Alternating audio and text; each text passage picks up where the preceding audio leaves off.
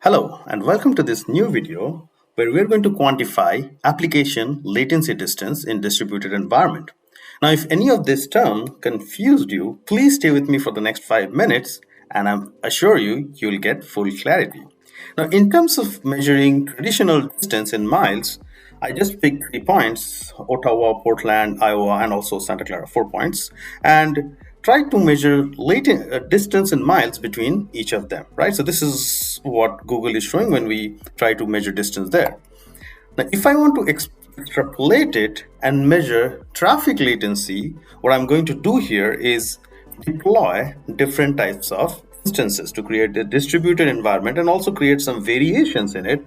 I deployed an AWS instance in Oregon, in AWS instance in Ontario, and a Azure instance in Iowa, and a virtual machine in my on-prem in Santa Clara. I also deployed our product called SitePerf, which is a application and traffic generating tool in distributed environment in each of these instances, right? So if I take out the map and show you the topology, it looks like this, right? So we have an AWS client in Oregon trying to send a traffic to an AWS server in Canada. We have similarly an Azure client in Iowa trying to send traffic to AWS server in Oregon, and a virtual machine client trying to send traffic to the Azure server in Iowa. And these are the distances that we measured. Now we'll send traffic through them to measure the application latency. So let's go to the SitePerf UI now. So this is my SitePerf UI. I have a pre-configured test in the interest of time. But what I'll do in this test during this demo is to add the type of agents into the appropriate network segment. So all these agents have already communicated to the UI. So if I click on this yellow icon, I will see all these agents, and you can see I've given them names so that I can remember. First network segment is my AWS in Ontario, Canada. So let's search for that. So this is my AWS in Ontario, Canada, and I added here.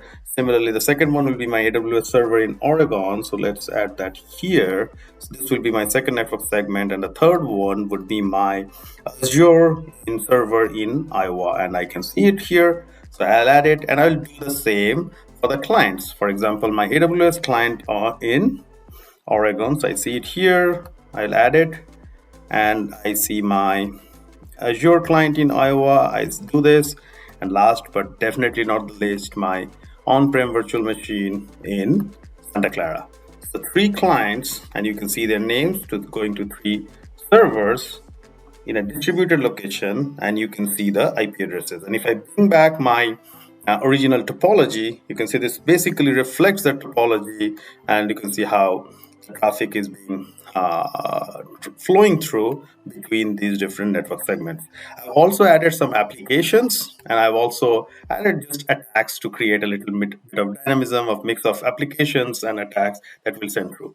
I'm sending around 150 megs of traffic between these agents. It's not a lot, but since I'm using live networks, I don't want to overwhelm and send too much traffic. Individually, we have validated, and we can send gigs and gigs of traffic through some of these instances.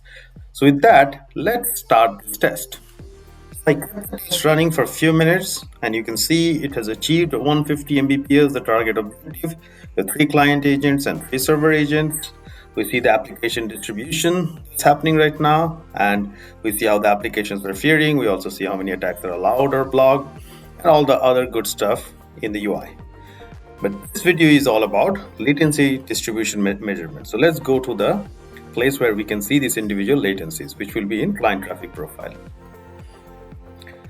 The client traffic profile, we can see all the applications, how they're faring, but we are interested in this. So let's see this. So this is my AWS client Oregon to server Ontario, Iowa to Azure client Iowa to AWS server, and you can see all these individuals and how their real-time latency is faring. So time to first byte, last byte, and all the other good stuff.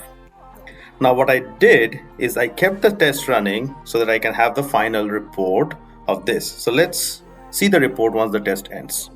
So I kept the test running for the entire duration, then extrapolated all the time to last byte statistics and created a latency chart, and it looks like this. And you can see the on-prem to Azure was definitely the highest. Obviously, it's going through much more hoops.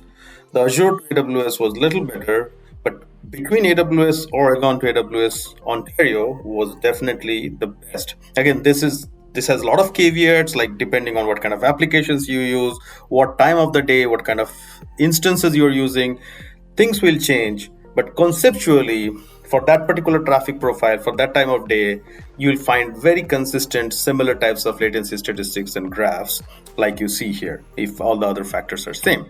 So final verdict for this latency distance is that the AWS client Oregon to server was around 0.68 seconds. The Azure Iowa to AWS Oregon was around 0.95 seconds. And the on-prem to Azure server was around 2.56 seconds. So this is the application distance latency that I promised about.